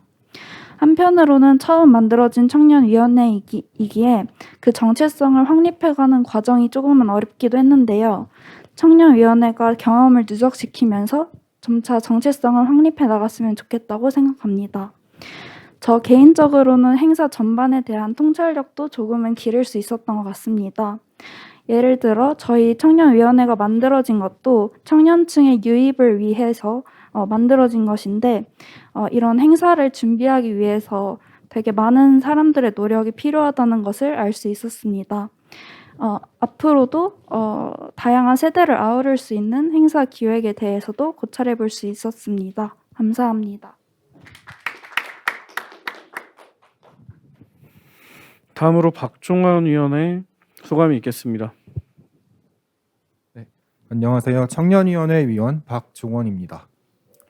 UN SDGs를 주제로 활동하면서 전쟁과 같은 물리적 폭력, 그리고 사회, 법, 경제 문제 등으로 인한 구조적 폭력, 그리고 이들을 정당화시키는 문화적 폭력, 이런 모든 폭력이 없는 소극적인 그 평화보다 더 나아간 복지, 생활 수준의 향상, 그리고 인류의 번영 등이 보장된 적극적 평화의 중요성을 깨달았습니다. 스칸디나비아 평화학의 대가이신 오슬로 대학의 요한 갈퉁 교수님의 그 평화 이론에서 말씀하신 것처럼 평화는 목표로서 달성되어야 되는 것이 아닌 지속적으로 추구되어야 하는 상태인 것을 크게 느꼈습니다. 이번 포럼을 통해 제가 청년으로서 그리고 세계 시민으로서 역할을 다하여 지속 가능한 평화를 만들어가는 피스메이커가 되겠다고 다짐하게 되었습니다. 이 뜻깊은 여정의 뜻깊은 포럼에 참여할 수 있어서 개인적으로 영광이었습니다. 감사합니다. 다음으로 김용대 위원님의 소감이 있겠습니다. 네, 평창평화포럼 청년위원회 UNSDG 소속 김용대입니다. 사실 이번 청년위원회 활동을 하면서 긴장도 많이 됐고 설레기도 했는데요. 이번 활동을 진행하면서 가장 많이 느꼈던 부분들은 평화 관련된 분들 다양한 의견들을 들을 수 있어서 너무나도 좋았습니다. 그래서 추후에 청년위원회가 어떤 방향으로 활동을 할지는 잘 모르겠지만 평화에 관심 있는 많은 청년분들이 참여하셔서 다음에는 이번에 저희가 만들어낸 스토리 외에도 또 다른 스토리를 좀 만들어 나가면 좋을 것 같습니다. 네, 감사합니다.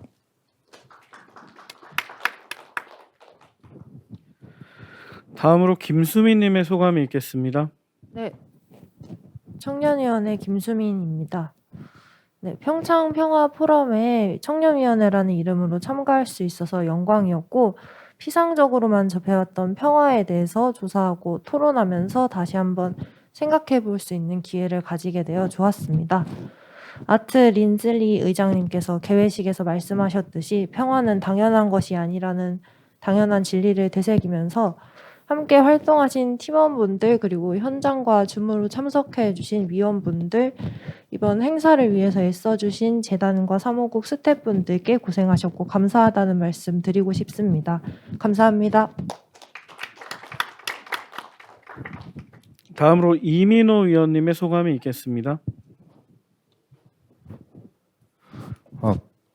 네, 반갑습니다. 공공외교팀 이민호 위원입니다.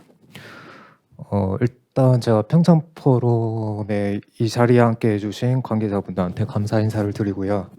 사실 과거에도 그 평화 관련된 이제 정치적인 분야에 그 20대들 관심이 굉장히 조조했다고 생각을 하는데 생각보다 이 포럼에 있어서 20대들의 관심이 많은 것을 보고 굉장히 놀랐고요.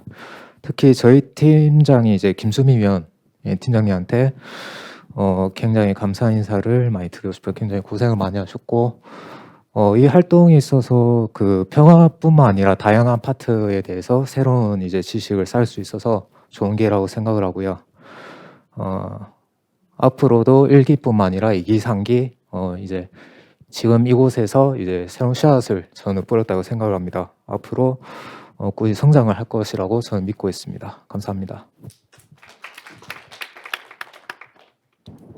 다음으로 하심 칸님의 소감이 있겠습니다. 네, thank you. 안녕하세요, everyone. I am Hashim Khan from 안녕하세요. Pakistan. 저는 I'm 하심 also 칸이고 APC team 파키스탄에서 member. 왔습니다. 저 So, 또한 청년위원회 the best 소속입니다. thing, first of all, I want to say 우선 congratulations to Pyeongchang Peace Forum 평창 평화 포럼 주최국에 축하드립니다. 아주 조심스럽고 신중하게 잘 개최하고 계신 점 축하드립니다. 그리고 저희는 청년과 평화가 이제 이번 세션 주제인데요.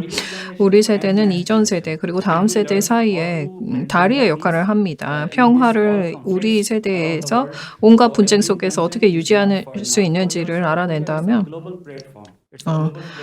좋을 것이라고 생각하고 또 한반도가 전 세계의 어떤 평화의 플랫폼이라고 생각합니다. 그래서 모든 위원회 여러분 성공을 기원하고 앞으로도 동계올림픽도 성공리에 치르시길 바랍니다. 다음으로 감민서 위원님의 소감이 있겠습니다.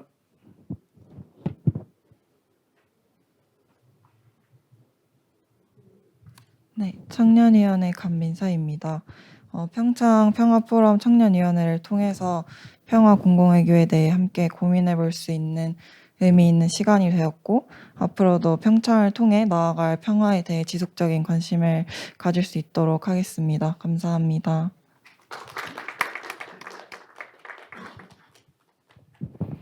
네, 어떻게 하다 보니까 제가 좌장인데 소감 발표가 꼭 뭐 짠 것처럼 제가 마지막으로 하게 됐습니다. 그래서 조금 제가 마지막으로 말씀드리겠습니다. 고종원이고요. 저는 뭐 일단 다 떠나서 저희 위원회 위원님들 너무 다 고생하셨지만 특히 옆에 계신 서준희 위원장님께서 또 워낙 노력해 주셔서 서준희 위원장님 이하 부위원장님 그리고 각 팀장님들 위원님들께 너무 감사하고 고생하셨다는 말씀 먼저 드리고 싶고요. 그 다음으로 이제 재단 관계자분들과 이제 저희 운영사무국 관계자분들께서 사실은 이 코로나 때문에 직접 대면을 하지 못하다 보니까 실제로 대면을 못하면서 회의를 진행하고 뭘 만들어간다는 것 자체가 너무 힘들었습니다. 이 음으로 양으로 다 도와주신 덕분에 그래도 이 큰 무리와 사고 없이 이렇게 다 뭐 코로나 때문에 못 모이신 분도 있지만 평창에 모여서 이렇게 또 우리가 청년과 평화를 이렇게 외칠 수 있어서 너무 좋았던 경험이 아닌가 싶습니다. 물론 뭐 서로 안 맞는 부분도 분명히 있었고 그리고 뭐 서로 뭐 비난하는 부분도 있었다고 저는 생각을 합니다만 그 부분조차도 다 청년과 평화라는 이름으로 하나 돼서 다 이겨내고 저희가 앞으로 나아가는 계기가 되지 않았나라고 생각을 하고요. 끝으로 저희가 이게 1기로 끝날지 2, 3기로 더 갈지는 저는 솔직히 모르겠습니다만은 뭐 평화 포럼이 계속 된다면 저희 청년위원회도 계속 나갈 거라고 저는 생각을 해서 한 말씀만 마지막으로 더 드리자면 장강후랑 추전랑이라는 말이 있습니다. 장강의 뒷물결이 앞물결을 밀어낸다고 저희가 1기이긴 하지만 저희가 만들어낸 이 좌충우돌 하면서 만들어낸 이 사건 사고들 그리고 혹은 이 결과물들을 바탕으로 앞으로 될 2기, 3기들은 더 발전하고 더 나아가서 평화와 청년에 더 보탬이 되는 청년위원회가 됐으면 좋겠습니다. 이 모든 부분들 다 감사하고요. 다들 수고하셨습니다. 감사합니다. 예, 청년들의 또 열정이 느껴지는 소감이었고요. 지금 또 열정이 또 높은 나머지 이제 또 질문을 또 들어온 게 있습니다. 예, 질문해 주시겠습니까? 예.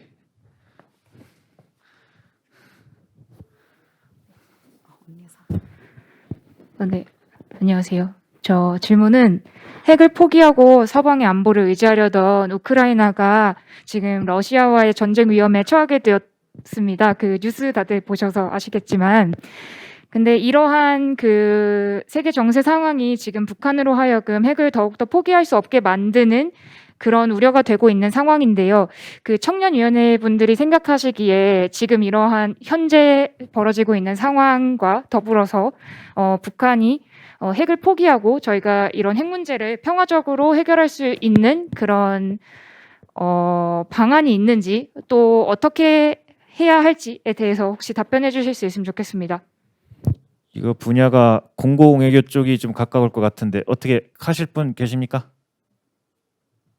네, 그럼 제가 말씀을 예, 드릴까요? 부탁드리겠습니다. 네, 즉석에서 말씀드리는 거라서 정돈된 답변은 못 드리겠지만 그냥 저의 사견을 말씀드리자면 북한이 핵을 가지고 있는 게 너무 극단적인 표현일까요? 세계 3차 대전을 시작하자거나 뭐 이런 건 아니잖아요.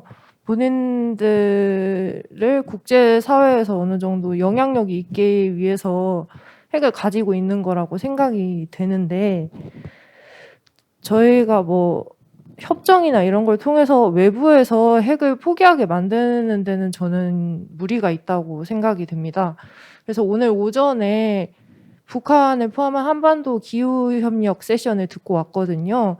거기에서도 다른 연사분들이 말씀을 하셨는데 정치적인 것으로 안 된다면 기후협력이나 문화예술 같은 비정치적인 분야에서부터 시작을 해서 협력을 이끌어 내가 보는 게 어떨까 그렇게 생각을 했습니다. 이상입니다. 예, 좋은 답변 감사하고요. 저도 한 말씀 드리자면 이 핵 문제는 단순간에 해결할 수 없는 거는 이제 모든 이가 다 알고 있는 사실일 겁니다. 이제 우크라이나 러시아의 상황은 조금 북핵이랑은 제가 봤을 땐 다른 측면이 있는 것 같아요. 예, 좀 국제 정세에 좀 미묘한 차이가 있는 것 같고, 근데 이제 북핵 문제를 해결함에 있어서 이제 미국의 예를 들면은 전임 대통령이었던 트럼프 대통령은 톱다운 방식이라고 그러죠. 정상 간의 해결을 통해서 이제 해결하는 방식이었고, 지금의 바이든 대통령은 좀 이제 방식이 좀 틀린 것 같아요. 근데 이제 그 어느 것 하나도 지금 효율적이다, 딱히 이게 지금 정답을 못 내리는 것도 현실이고요. 이제 우리나라도 이제 과거 정권이나 현 정권이 이제 취하고 있는 방식이 좀 틀리잖아요. 근데 두 가지 방식 다 북핵 문제 해결을 보았다라고 지금 역시 이게 정답을 내기 참 힘든 상황이에요. 이게 진짜 어려운 문제인데, 일단은 가장 시급히 해결할 문제는 이제 북한 정권이 바뀌는 게 제일 좋긴 하겠죠. 근데 현실적으로 그건 쉬운 문제가 아니고, 저는 개인적인 사견이지만은 일단은 북한의 시민들이 좀 많이 개선이 됐으면 좋겠어요. 시민이 이제 핵을 반대하고 평화를 진정으로 원한다면 이제 북한의 정권도 이게 마음대로 하지 않을까. 이제 과거에 저희 우리나라도 이제 그런 경험이 있었고, 그런 부분이 필요하지 않을까. 그러면 이제 북한 시민들을 변화시킬 수 있는 여러 가지 방안이 있겠죠. 경제적인 인도적인 지원을 해준다든가 아니면은 여러 가지 방식이 있을 텐데, 그러한 거를 자꾸 연구해 봐야 되지 않을까 생각을 합니다. 예. 네, 서준 의원님 답변 또 해주시겠습니까? 네, 그냥 개인적인 의견을 좀 덧붙이고 싶어서 말씀을 드리자면 조금 이상적일 수 있겠지만 저는 아무래도 북한이 왜 핵을 가지려고 하고 북한의 입장이 무엇이고 북한이 원하는 게 무엇인 조금 그렇게 서로 소통하는 그런 기회의 장이 저희가 모르는 부분이 있겠지만 그래도 조금 더 활발히 하고 사실 북한은 계속 정권이 유지되는 상황이지만 미국이나 한국 같은 경우는 정권이 계속 교체되면서 또 정책이 달라지는 상황이 있는데 북한의 입장에서 보면은 조금씩은 이게 달라지는 그런 현상들을 북한의 입장에 대본다면 그런 게 조금 차이가 올 것 같아서 결국에는 신뢰 형성이 가장 중요할 것 같거든요. 그래서 어쨌든 북한이 신뢰를 하고 자신의 입장을 이야기할 수 있는 그런 환경과 그런 노력들이 있다면 조금은 지금보다는 조금 나은 국제사회가 되고 조금 더 평화로운 한반도가 되지 않을까 생각을 개인적으로 하고, 또 저는 개인적으로는 너무 북핵을 정치적으로만 보지 않고 사실 그 안에 있는 주민들의 삶은 더 위태롭거든요. 저희가 다 모르지만 지금도 여러 가지 이유들 때문에 많이 이렇게 정치 구금 속에 계시는 분도 계시고 여러 가지 상황이 우리가 모르는 게 많은데 조금 그런 북핵을 너무 정치적으로만 보면은 그 안에 사람들을 못 보게 되는데 그 사람들을 조금 더 보고 좀 정치나 조금 의사결정자들이 그런 부분을 조금 더 고려해 주신다면 좋을 것 같고, 너무 북한의 입장을 왜곡하거나 오해하거나 그런 것이 없이 조금 대화하는 자리가 많아졌으면 하는 바람이 있습니다. 감사합니다. 예, 좋은 답변 감사드리고요. 답변 해주세요. 예.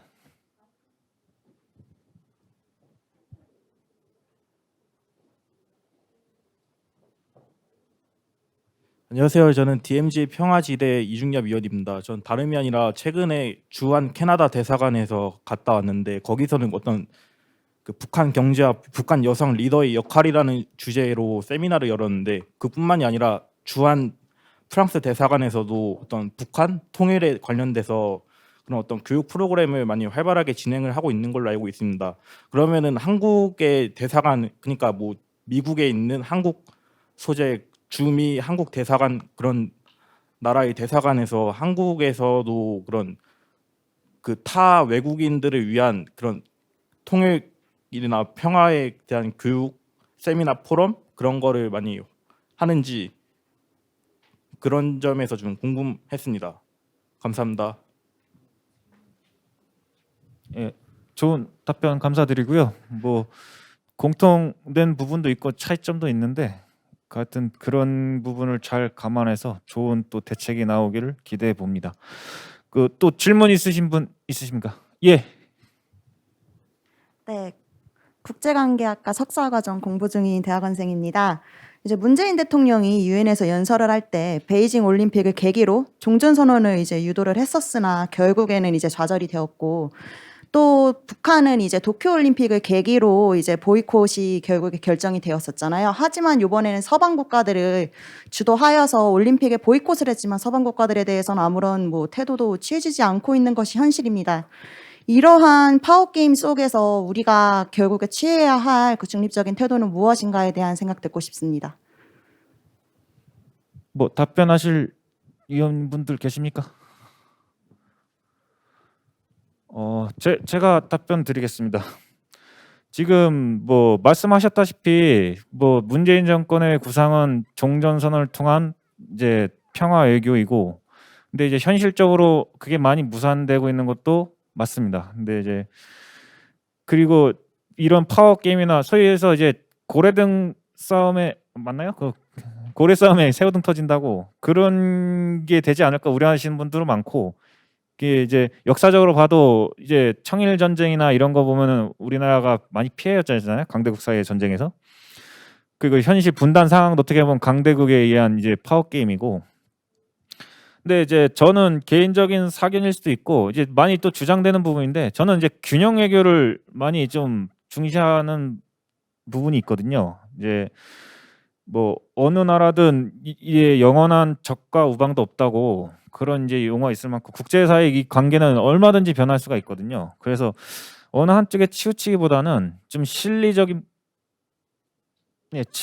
부분을 좀 찾고, 그런 부분에서 이제 적절한 이제 밀당이 필요하겠죠. 이제 국제 관계에서도 그러면서 실리를 취하고, 그리고 저는 가장 중요한 거는 기본을 지키는 거라고 생각합니다. 국가 간의 이제 기본, 인권 뭐 이런 부분을 지키면서 이제 실리를 취하는 방향으로 나아가는 게 제일 합리적이지 않을까 그렇게 예상을 해봅니다.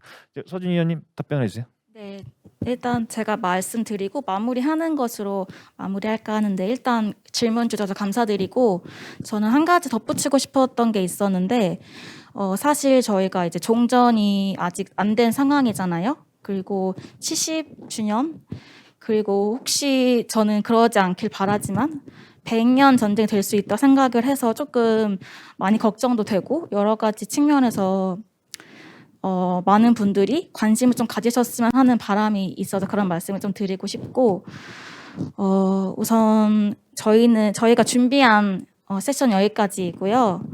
저희가 12월부터 2월까지 평창 평화포럼 청년위원회 세션을 위해 준비를 많이 열심히 했거든요. 그래서 많은 모든 위원분들께 너무 감사 말씀드리고, 행사 준비와 더불어 청년위원회 위원들과 소통하시고 준비해주신 사무국 직원분들께도 감사드립니다. 내년에도 평창 평화포럼 청년위회가 열릴 테니 많은 청년들이 참여해 주시길 바랍니다. 그리고 지금까지 시청해주신 온라인 참여자분들, 직접 현장에 오신 참여자분들께도 감사드립니다. 감사합니다.